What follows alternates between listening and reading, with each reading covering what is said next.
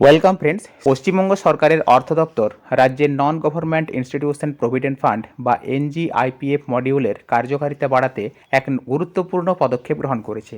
গত 6 জানুয়ারি 2026 তারিখে প্রকাশিত একটি মেমোরেন্ডাম অনুযায়ী রাজ্য সরকার এই মডিউলে 3টি নতুন এবং অত্যন্ত জরুরি সুবিধা যুক্ত করার নির্দেশ দিয়েছে। এই নতুন নির্দেশিকার ফলে সংশ্লিষ্ট প্রতিষ্ঠানের কর্মীদের প্রভিডেন্ট ফান্ড সংক্রান্ত কাজ আরও দ্রুত এবং স্বচ্ছতার সাথে সম্পন্ন হবে বলে আশা করা হচ্ছে। Paschimbanga integrated financial management system বা WBIFMS এর অধীনে এই মডিউলটি আগেই চালু করা হয়েছিল।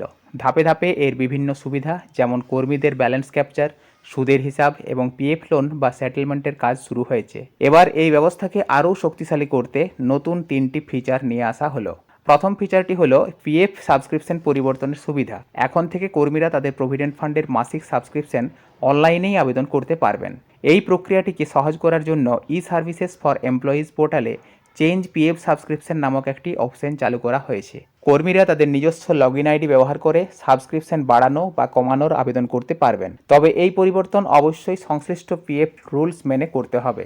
যদি কোনো কারণে কর্মী অনলাইনে আবেদন করতে না পারেন, তবে তিনি ম্যানুয়ালি বা লিখিতভাবে আবেদন করতে পারবেন। সেক্ষেত্রে স্যাংশন অ্যাডমিন সেই আবেদনটি সিস্টেমে রেকর্ড করবেন এবং প্রসেস করবেন। অনলাইনে আবেদন অনুমোদিত হওয়ার পরের মাসের স্যালারি বিল থেকেই নতুন সাবস্ক্রিপশন হার কার্যকর হবে।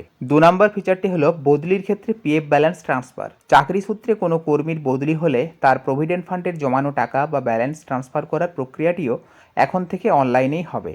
এই নতুন ব্যবস্থার ফলে ম্যানুয়াল ফাইল চালাচালির ঝামেলা কমবে। মাধ্যমিক বিদ্যালয়ের ক্ষেত্রে একই হেড অফ অ্যাকাউন্টের অধীনে এক স্যাংশন অ্যাডমিন থেকে অন্য স্যাংশন অ্যাডমিনের কাছে ট্রান্সফার করা যাবে। অন্যান্য সমস্ত প্রতিষ্ঠানের ক্ষেত্রে এক পিএফডি অ্যাডমিন থেকে অন্য পিএফডি অ্যাডমিনের কাছে ব্যালেন্স ট্রান্সফার করা সম্ভব হবে।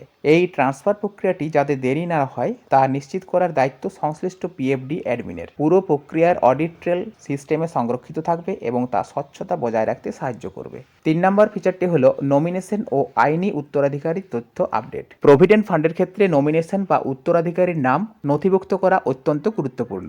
নতুন নির্দেশিকায় এই বিষয়টিকেও অনলাইনের আওতায় আনা হয়েছে। নমিনেশন এন্ট্রি, কর্মী নিজের অথবা স্যাংশন অ্যাডমিন অনলাইনে নমিনেশন ডিটেলস এন্ট্রি বা আপডেট করতে পারবেন। তবে এটি অবশ্যই পূর্বে জমা দেওয়া নমিনেশন ফর্ম এবং পিএফ রুলস অনুযায়ী ভেরিফাই বা যাচাই করে অনুমোদন করতে হবে। দুর্ভাগ্যবশত যদি কোনো কর্মীর মৃত্যু হয় এবং তার কোনো বৈধ নমিনেশন না থাকে, তবে স্যাংশনিং অথরিটি বা অনুমোদনকারী কর্তৃপক্ষকে মৃতের আইনি উত্তরাধিকারীর জন্য এনজিআইপিএফ মডিউলে এন্ট্রি করতে হবে। এর ফলে পিএফ এর দাবিকৃত অর্থ দ্রুত মেটানো সম্ভব হবে।